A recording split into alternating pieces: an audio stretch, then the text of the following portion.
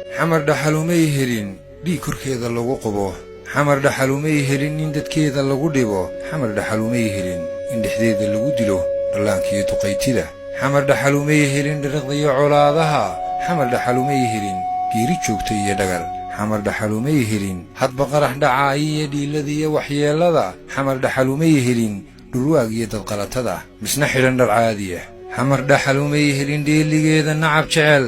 xamar dhaxalumay helin dhismaheeda ruux neceb xamar dhaxalumay helin inta gacan ku dhiiglaah ninka diin ku dhuuntiyo dhareerliyan liitiga dhowaan way ka dabarguye masiibadan dhirbaaxdiyo way ka bixi dhibaatada nabadalatabaa iman dhogor baa u soo bixi dhool iyo gubaa curan dhulgariirkan faalle waxaa dhacay balsuuree dadkan dhammacdu laysee dhuundhuumay ee huray arday dhigata diin iyo dhakhtar iyo aqoon-yahan inta oday la jaray dhinac ama dhabarka ruux go'an waxa dhiig qulqula iyo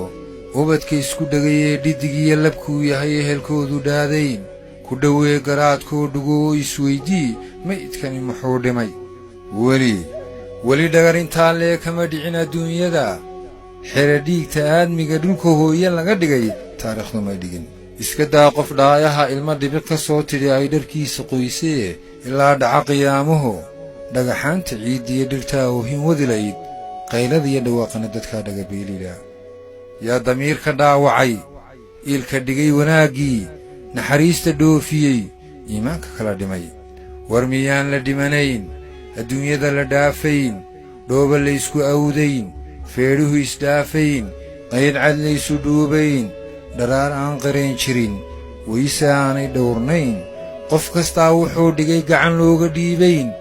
xisaab lagu dhadhaarayn ka dhambalay dadweynaha dhuuxa daadshay maatida dhegta dhiigga darayow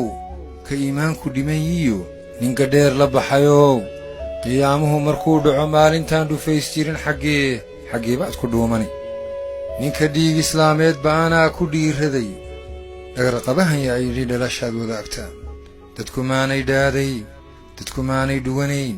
dadku maanay dhiiliya dab dhexdooda laga shido ka ilbaxayn dhibaatada haddaan ruux ku dhici karin inuu gacan ku soo dhigo oo dhambaal ka soo diro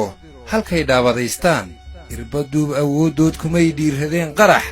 kuwa dabinka dhigaya ee dhameeyey maxastii haddaan shicib dhan kala socdo